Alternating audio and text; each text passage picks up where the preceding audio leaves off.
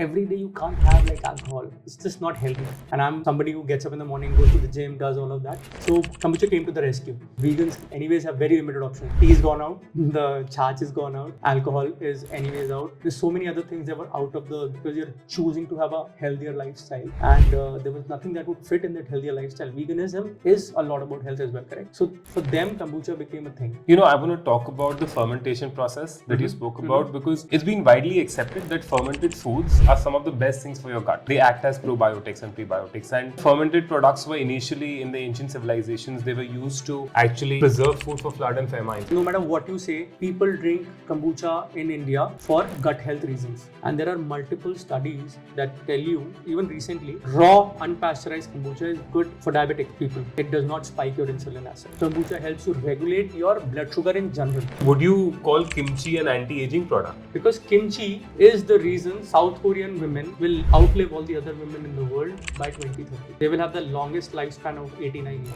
All fermented food is anti-aging. It's great for gut health.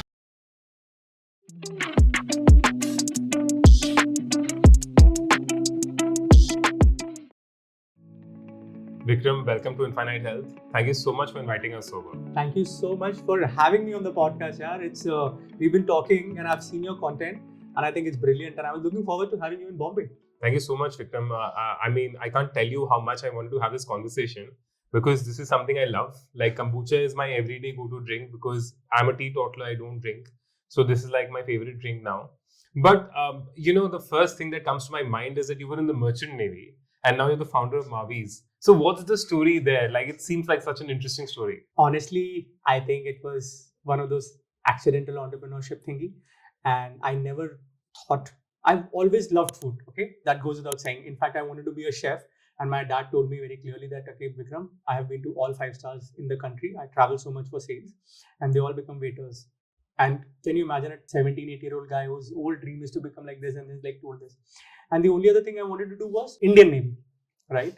And then I joined Indian Navy. Food was always there. Whenever I travel, I've been to 54 countries. I always wanted to try the local food, the local, alcohol if there was, some local beverages, not particularly alcohol if at all, and meet people. And when I went to US and we had kombucha, because my wife has a very similar story. So she's not a teetotaler as such, but she's not really like somebody who likes to have a drink every now and then. And to give her something so that she could also enjoy, while I enjoyed my craft beer or my friends enjoyed wine, that's how kombucha came into our life. And when we came to Bombay, it was again the same thing, because we're free in the evening, we're sitting with our friends, like you've come over from Calcutta, and we're sitting and we want to have something. And every day you can't have like alcohol. It's just not healthy, right? And I'm somebody who gets up in the morning, goes to the gym, does all of that. So kombucha came to the rescue. We started doing it at home, and then of course we are in Bombay, we're with friends. They must try the kombucha as well.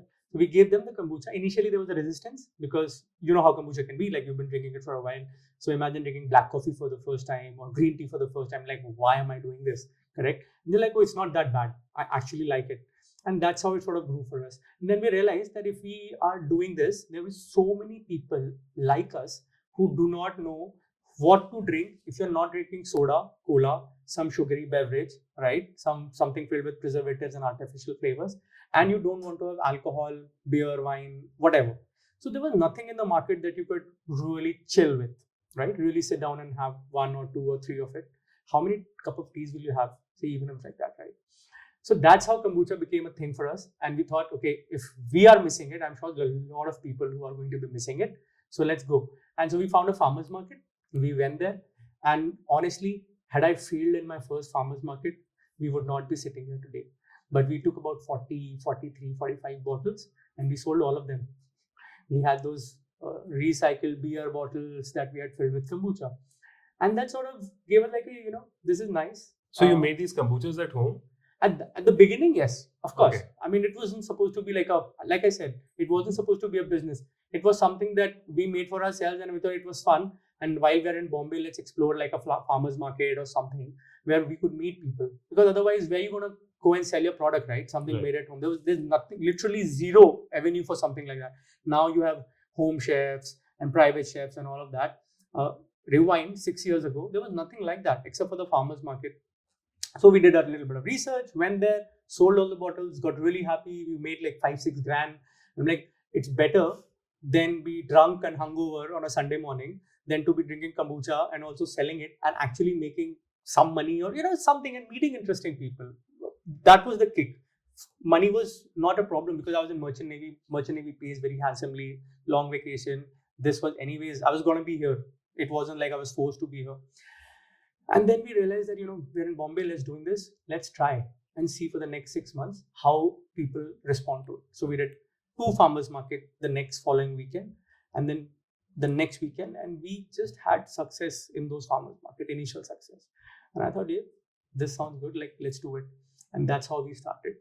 And the biggest, and till date, our philosophy has always been, I made it for my wife, right, to begin with, and my friends who I love to the core. So today, even today, they should be able to pick up my product anywhere in the country, anywhere at home, anywhere.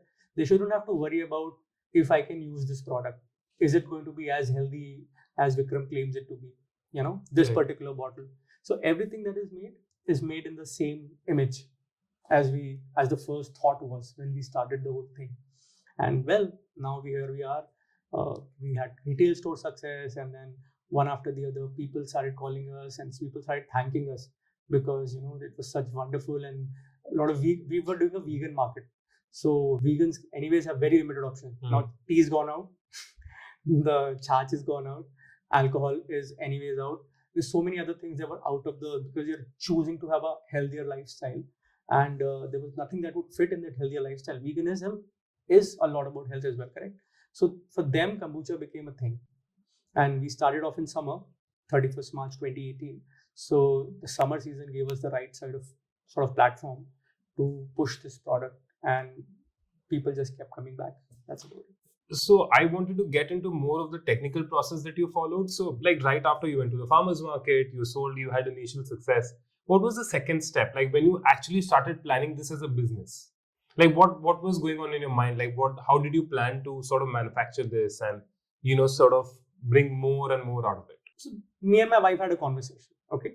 I have some friends from IIM and they said, Vikram, this is brilliant. And, this is something that nobody is doing. And, when you go to a grad school, like an MBA school, they show you bigger picture and they see a bigger picture, right? You work with 1,000 crore companies. They said, yeah, work on it. Maybe 10 years down the line, you have a 100 crore company, Pepsi buys you out, something like that. And you're good, right? So the dream was very, very good looking, right? And we had a product that people liked. Of course, we were far from where we are today. But that time, for the first year, we were in our home kitchen. It's just me and my wife. And then we had a couple of, my house help used to help us clean the bottles and everything, that sort of job, all of that she did. After a year, we hired a couple of more people. So it grew. Then we took it out of our house because we knew that it needed more space. Our bedroom was filled with bottles. Guest room was filled with empty bottles. The drawing room was filled with product that was happening. There was a jar in every corner of the room of the house. So, and kombucha, when you're not used to it, it can also smell like it's fermented. That smell that is there, it lingers in the air. So anybody would come home, they would be like, what's smelling? And we're like, nothing. And we would not know because you get used to the whole thing. Yeah. So we took it out and we just grew slowly. Idea was organic because kombucha was and still is very, very niche if you look at it compared to other beverages and everything. So we took our time slowly. Word of mouth definitely helped us.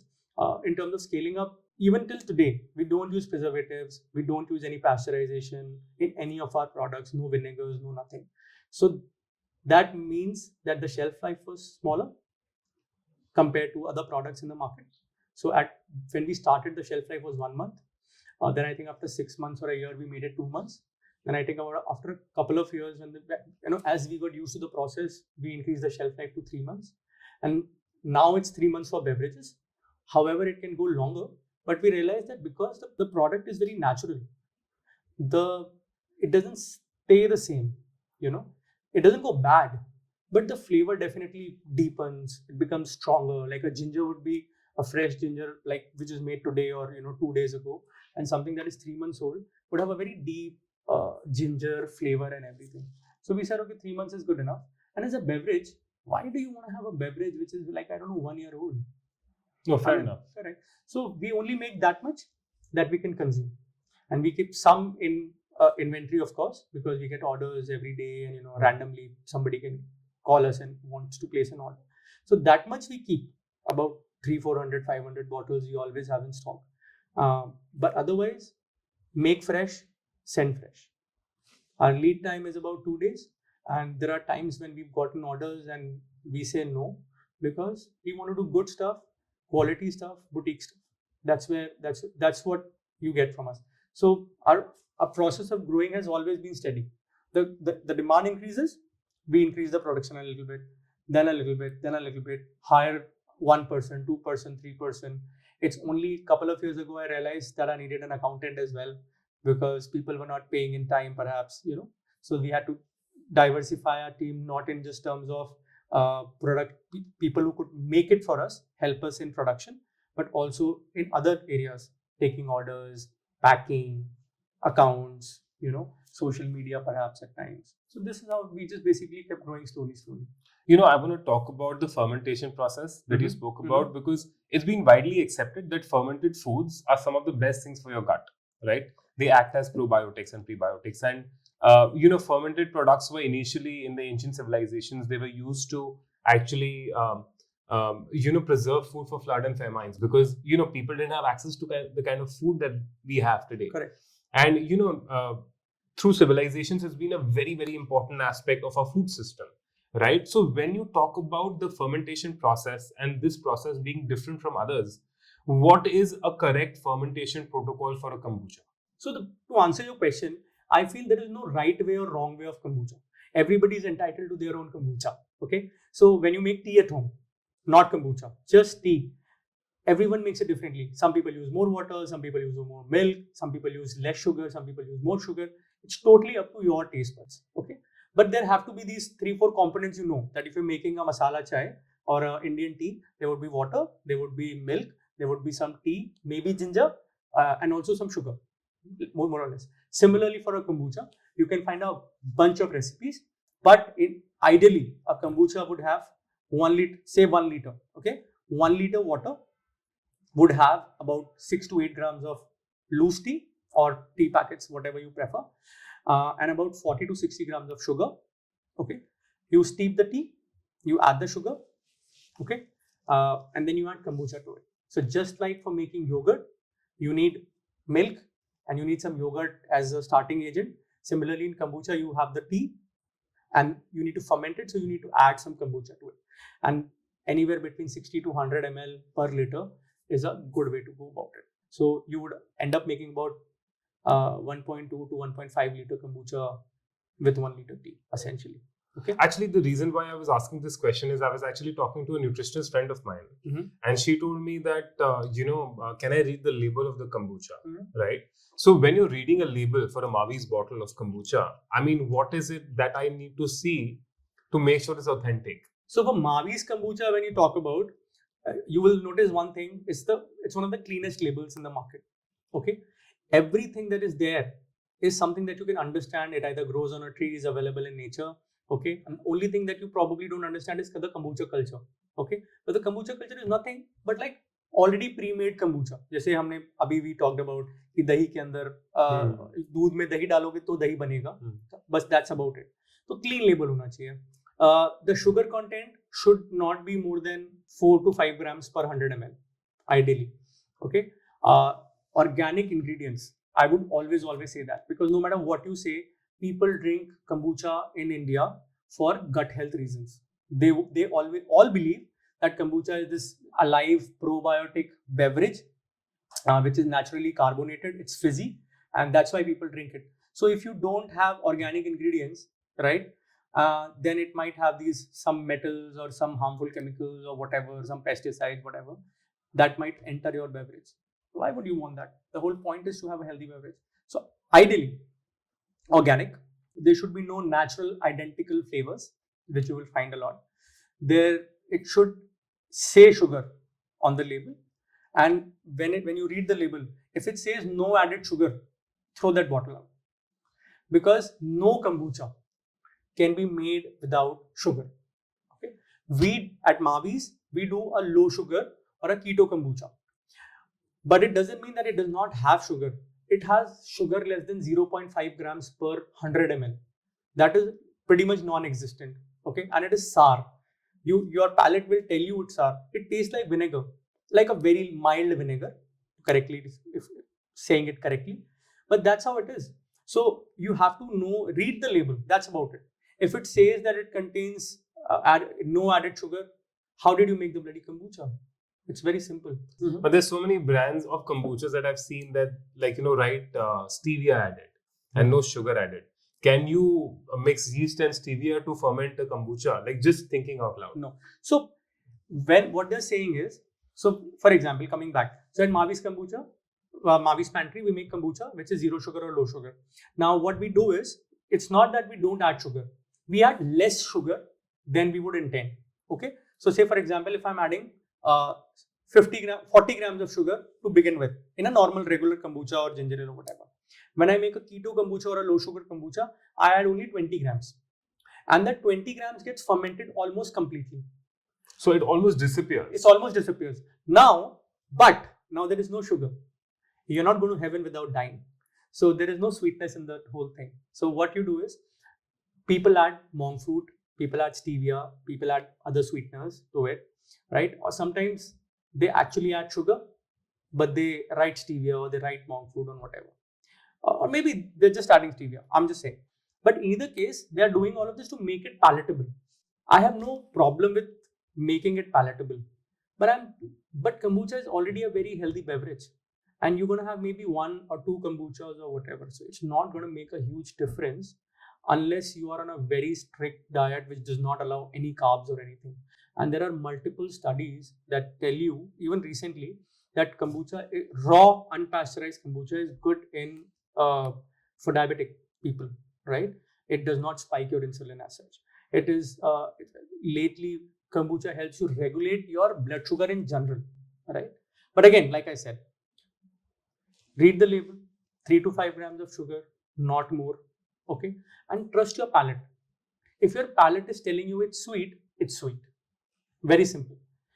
If your palate, a lot of people come to us in the farmers market, especially. They come like, hey Vikram, can I read the label just like you? And I like, yeah, I like kombucha, but I buy this brand and they don't add any sugar. And I was like, ma'am, how do they make kombucha? That is one. Okay. And they're like, okay, no, I want something without sugar. I said, like, have a kvaas, have a kefir, water kefir. Like, no, I want to drink only kombucha. My friend has told me kombucha is good for gut health. I'm like, okay, great. Why don't you give it a try? No, but it contains sugar. I'm like, ma'am, nobody makes it without sugar. Sometimes it's really frustrating because I understand it and I just want them to try it and tell us. But then they try it and they're like, oh, this does not taste sweet. This does not contain any sugar.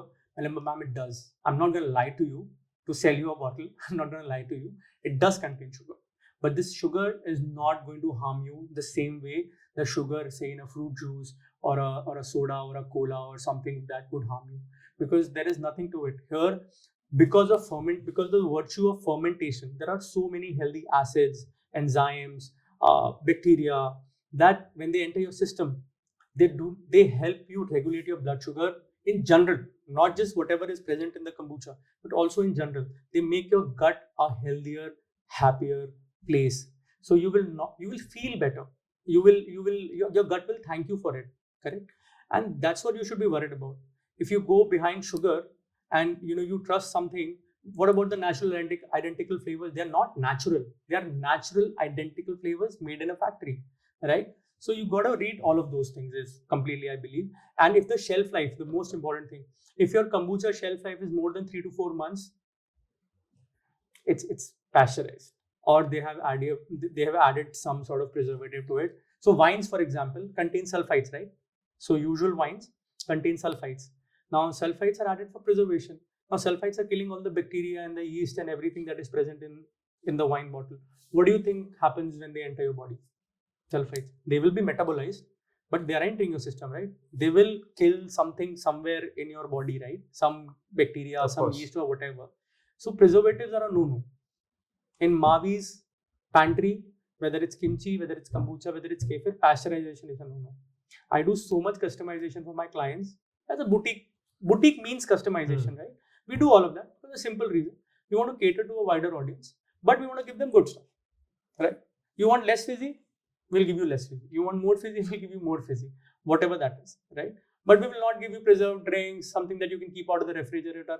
All that is not going to happen. No, fair enough. So, I just to summarize, the main benefit of kombucha is then gut health, right? Are there any other body systems that it helps? There are many health benefits of kombucha. Okay. First and the foremost is your gut health, of course. Okay. Uh, Kombucha may contain trace amounts of alcohol. What that does is, even a pineapple has alcohol. So before people start asking, oh, alcohol, kombucha, ye wo, even a ripe pineapple has up to 1% alcohol by volume.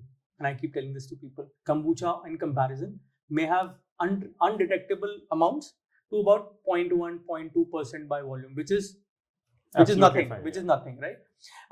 What it does is, so it creates a line in your gut lining, right? It creates a sort of barrier which prevents pathogens from going, because alcohol, as you know, is an antiseptic, antibacterial. Then it also helps you boost your immunity, because the moment your gut is happier and healthier, serotonin and everything, you feel better. It helps you better with digestion, right? I always ask people, imagine Alexander the Great. He was going on a war, right? And he didn't sleep right, and then he was constipated. Do you think he would be able to do whatever he was doing, conquering people and getting into the wars? You need a good gut. You need a good sleep, and you need a good shit before you can go out and conquer the world. Right, that's Right. well said.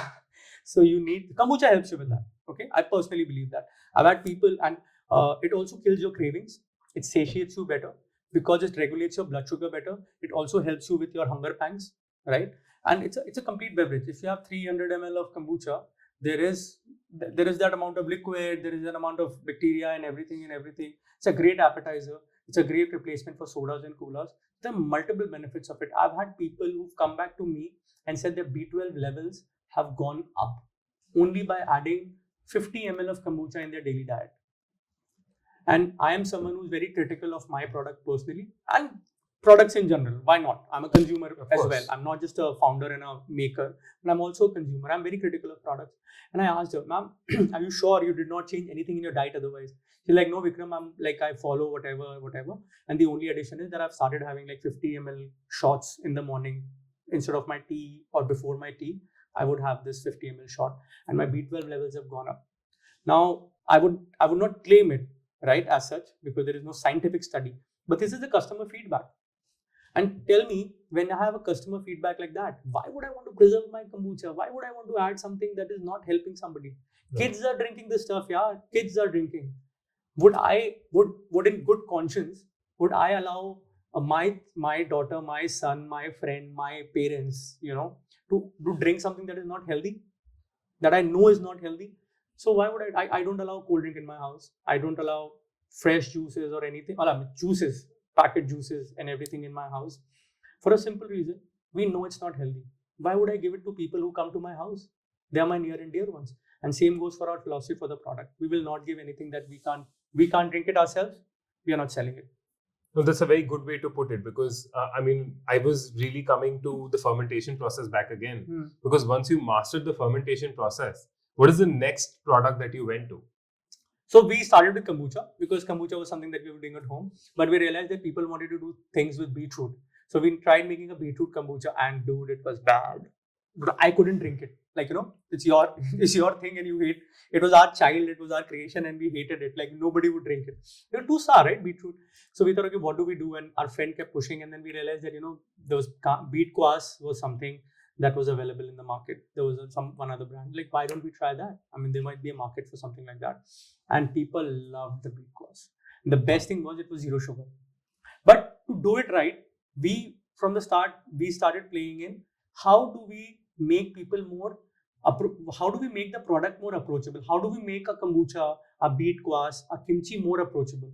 The easiest way is to find an Indian context.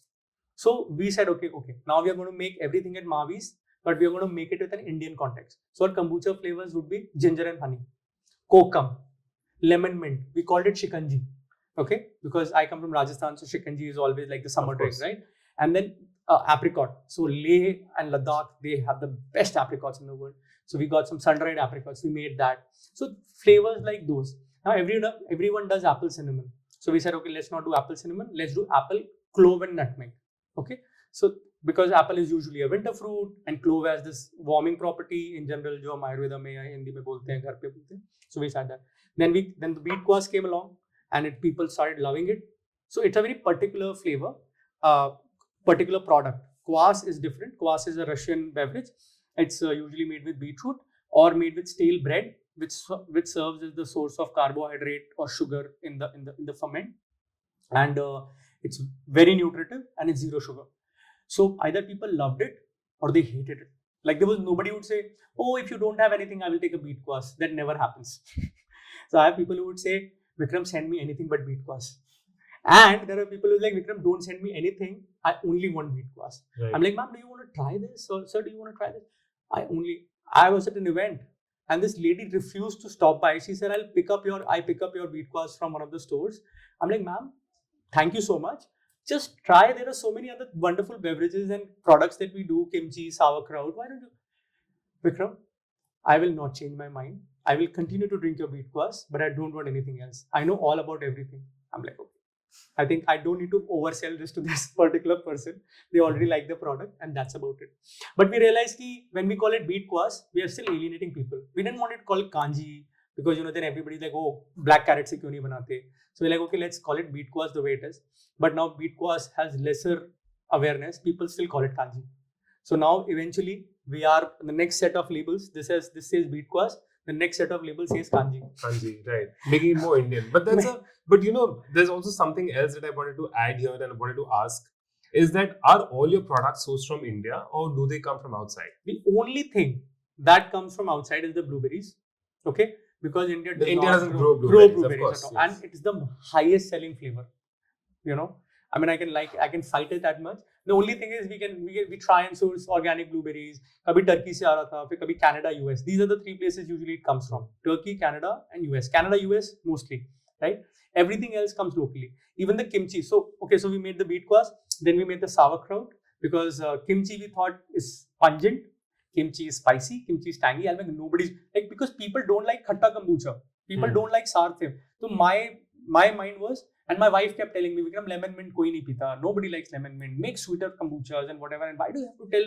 My sister came. She's in the She's in Tata Motors, and she's been in the corporate game. She's like, Vikram, bhaiya, don't have to be honest and tell everyone that your kombucha contains sugar. You don't have to tell everyone. You can just stay quiet about the whole thing. I'm like, no, I don't have to. If I don't tell my customers, I am building a brand. People trust me. They give it to their kids. I cannot lie to them and call it something else.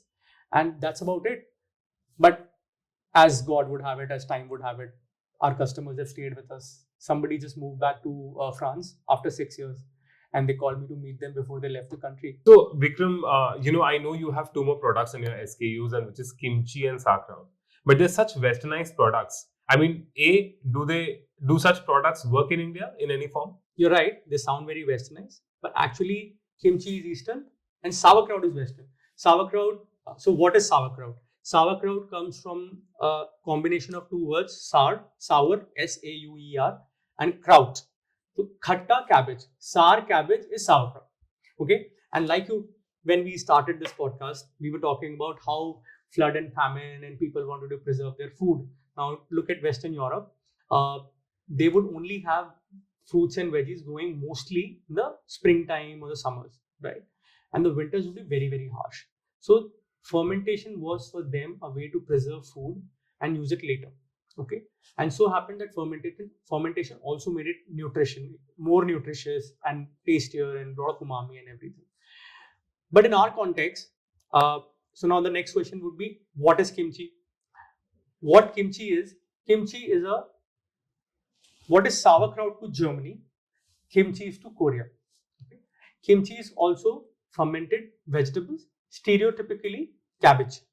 Okay, and it also has spice and ginger and garlic, and kimchi is Southeast Asian, so you can imagine all those flavors come together. Sauerkraut is very plain. Sauerkraut is usually just cabbage with some other veggies or whatever. When we started with sauerkraut because we thought kimchi wouldn't work, but we didn't realize that because of K-drama, K-pop, and we like khatta stuff, we just don't like it the way kimchi is, probably like how the texture and everything is. We like achars, we like our pickles and everything. So we started making sauerkraut, and then 2.5 years ago we pivoted to kimchi, because kimchi is the reason South Korean women will outlive all the other women in the world by 2030. Okay, they will have the longest lifespan of 89 years. So that's something that we started making, and we realized that there was people buy kimchi is the only product that sells itself on Amazon. I get more kimchi orders than I get kombucha orders and other sauerkraut orders. But wait, you just said that it would make Korean women live longer than any other women, like In the overall by world. 2030, right? Yeah. So would you call kimchi an anti-aging product? Fermented food, all fermented food is anti-aging. Okay, it's great for gut health. If you go back to Ayurveda, it says 80% of all your problems start with your gut. Okay, so Pareto's rule: 20% of the thing will have 80% of the effect, and it's the same thing. So the moment you start working on your gut health, if you go to any nutritionist, you've been talking to so many nutritionists. We work with some of the top nutritionists in Bombay. Okay, and what I've learned through different this thing is they all ask you to first fix your lifestyle and in a way fix your gut health. Okay, they will ask you to detox your gut and all of that. So the moment you start eating fermented food, your sugar regulation is better. With all of these, whether it's kimchi, whether it's sauerkraut, it's just that what is it that actually sits well with you makes all the difference. So say for example, if you don't like kombucha, then it is not sustainable. But if you like kvaas, great. If you like kefir, great. If you don't like kvaas and kefir and you like kombucha, great. It's just that you need to find something that you like and is healthy, and that is why we do a lot of products. Okay, so kimchi was one of them. Then kvaas we already started doing. Uh, we did not do ginger ale for the longest time because we just didn't get the recipe right for some time. And then one day we made like a whole, like, I don't know, 8-10 liters, and it came out really nice. We went to a farmer's market and we sold it in half an hour. I'm like, we got this right. Let's repeat this process. And then we started making this, and ever since, ginger ale has been one of our best-selling products, beverage-wise. Now, why do we call ginger ale ginger ale? What is ginger ale? Our ginger ale, MAVIS ginger ale, is a non-alcoholic ginger beer. Okay. Typically, ale would mean like a alcoholic beverage, and beer definitely would mean an alcoholic beverage. So we stay away from calling it ginger beer because people think it's alcoholic. A ginger ale is more acceptable also because there is a lot of other beverages with similar names available. But we do a naturally fermented, non-alcoholic ginger beer, which we call ginger ale, and it is much easier on the palate. It of course is gingery, right? So yes, but it works beautifully. And people who don't like kombucha, they also tend to. And you guys, I mean, No, absolutely. Ginger ale. you're drinking one, so yeah, you can tell me, right? It's very nice. It tastes easy on the palate. It's very low in sugar. So commercial ginger ales contain anywhere between 9 to 10 grams of sugar per 100 ml. Most of them. This has anywhere between 3 to 5 grams at best. And plus, since these are fresh products, I can corroborate what you're saying. The ginger is an anti-inflammatory, so it would be good for health also. Absolutely. And all of these fermented products, they are superfoods. Kimchi is a mainstay. So because I was, of course, reading more about kimchi, it got me fascinated when it said the lifespan and everything. It's because women tend to make more of it, right? At homes, traditionally. So they of course consumed a little bit more of kimchi, tasting this, that, availability and everything. And similarly for all fermented food, it goes the same way, that people start. If you go to Russia, it was kvass or kefir. If you go to Middle East, again it's kefir. If you go different places, kombucha is huge in the US and around the world right now. Sauerkraut, German soldiers survived on sauerkraut during the World War. In so many places, they were stuck in these cold forests with nothing to eat. I mean, if you think about it, it's almost like, the fermented foods unifies the world in certain ways. Absolutely. And like I said earlier as well, we wanted to make kimchi, sauerkraut, all of these. They sound very Western, but the whole point of using local ingredients, organic ingredients, fresh ingredients is so that we can bring it to an Indian context. For example, we use Kashmiri lal mirch for our kimchi instead of gochugaru. Okay, one is I cannot ascertain if the gochugaru that I'm getting is organic. Okay, because I want to use only organic ingredients. I mentioned that earlier. So I use a Kashmiri lal mirch that comes actually from Kashmir. Okay, beautiful. The color also comes very nice. It's the next replacement too. If you Google it online, we don't use Chinese cabbage or the Napa cabbage.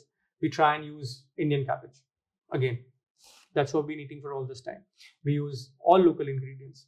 Yeah, Himalayan pink salt is something that we've been using because, well, people want Himalayan pink salt, and again, that also has been available for us for the centuries. And sea salt contains a lot of plastic these days, right? Most of these. So we try and keep it as healthy to the best of our knowledge in general with all our products. So that's super. And I know fermented foods are becoming, and rightly so, like very trendy and very famous nowadays because it's so good for the gut. And believe it or not, like so many people are having IBS issues, gut issues right after COVID because the brain gut axis. Absolutely. Like what affects your gut affects your brain. And so what's next? Like we are every day we are evolving in the fermented food industry. Like, is there any other products in the pipeline, or do you feel like there is a product out there which will also be a next revolution in India, or do you think that these current products will only evolve with time? One is that the products are evolving, right? When we started only with kombucha. So, and people are still asking us, what is kombucha? People are still asking us, what is kefir? What is this? So, my challenges or our challenges, education of the people, right? Why should you choose twice the price wala beverage over say whatever a sasta beverage? What is the difference? Why does this help you? And I understand from the younger generation that people really don't care about the cost and the harmful effects of it because you don't see it now. You only see it after a certain point in your life as you age and all these things start showing up. So our idea would be whatever we have currently, we would want to sort of get better at it. There's always more learning from the feedback from people, and of course we would want to have new products. Again, these are the popular ones that you can find in the cuisine, but we're always up for it. You said we have, like I said, kefir. Again, kefir is zero sugar, by the way. That's brilliant. We also do a honey fermented garlic and a water fermented garlic. That's amazing. That's brilliant. Nobody else does it. We do a lot of fermented veggies. We've been eating pickles in like our Subway sandwiches. That was one of the first places when it started. You would get these pickled cucumbers and pickled gherkins and everything, jalapenos and whatever. And I realized that all these pickles that we really enjoyed are basically vinegars. There was no health benefit as such of it. They tasted nice, so we decided to ferment all these veggies. And I can tell you, one of my best favorite people. I mean, one of the people who loves it the most is my sister. So it really keeps me on my toes because she can enjoy these veggies, and we do it for restaurants. We like doing it for small these things. So there is always these products. Somebody says, Vikram, lemon ferment kar do. We ferment a lemon. Vikram, koi प्याज ferment कर दो, प्याज ferment कर दो. कुछ भी कर देते हैं, मतलब कोई बोला नया kombucha flavor बना के दे दो, मैं बोला हाँ बना के दे दूंगा, कुछ भी बना के. मतलब we like doing it because it also feeds our creativity. Because as an entrepreneur, at some point, creativity सब पीछे चली जाती है, and it all becomes numbers. But I want to be creative as long as we're doing this because this is a passion project for us, and I would always want it to be. But more importantly, I know we've been talking for a while, and you've been asking questions, and I'm a chatterbox. But I want to know that I do fermented food, and of course I want to sell fermented food, and I'm passionate about it. But as a scientific point of view, what do you believe? Because you are in research, what do you think? What makes fermented food? What does the research say that what makes fermented food so special for an average consumer? Or why should people consume fermented food at all? So, Vikram, you need to understand what fermented foods are before I get into how it helps us medically. So, fermented foods were honestly originally designed because there were a lot of flood and famines, and people didn't have access to food the way we have right now. So, fermented foods were things that were used to preserve foods for a longer period of time so people could eat and like literally survive. But what essentially fermented foods are, they are probiotics, right? And they are the right kind of probiotics. I mean, in my podcast, I just asked you whether all your products are sourced from India or locally. And the reason for me to ask that question was that local microbiome would make good probiotics, right? In fact, I would go to the extent of saying, and I take full responsibility for this, is that your product or locally fermented products are better probiotics than what are available in the market. Because India does not have any commercial company making probiotic strains in India. They all come from outside, mostly Japan. Now, if I tell you that the microbiome, even though 99% might be similar, but 1% might be dissimilar. Now, it might not have a harmful effect on you, but it will not have a positive effect on you either. Right? So in that sense, a fermented food product or a probiotic is something that is recommended by doctors after every meal. So that is how important fermented foods are today, and I'm sure that it will grow a lot. Okay, 2 fermented food that you like the most in general. So honestly, something that I drink after every dinner is kombucha. Okay. That's one thing that I do. And apart from that, when I'm taking NMN or certain supplements in the morning, I take dahi. And those are the 2 main things. Sometimes I take achar or something like that. But dahi and kombucha are sort of, my go-to fermented food products. I think dahi to pure India ka go-to fermented product hai. Absolutely. Yeah. And also I think one thing that people miss out is that people think that the idli, dosa, dhokla. Oh yeah, these are all fermented foods. They're all fermented, but the problem is they're not probiotic. Because anything that you cook over 46 degrees for some period of time, you essentially kill all the beneficial bacteria. They're healthier because the sugar has been consumed. They are better in, they will not spike your blood sugar like other things would. Might not act as exact probiotics. Correct, but they're not probiotics. They're healthier, but they're not probiotics. Right, and that's something that people sort of miss out on. But yeah, that's good to know, because that's exactly what marketing campaign. I know, because that's exactly what we need to tell people, right? Like why fermented food is the question. Absolutely. Yes. But Vikram, thank you so much for being here in this podcast. It was an amazing conversation. I hope to do a few more with you on this as you get your new products out. So looking forward to that. Thank you so much. Thank you so much.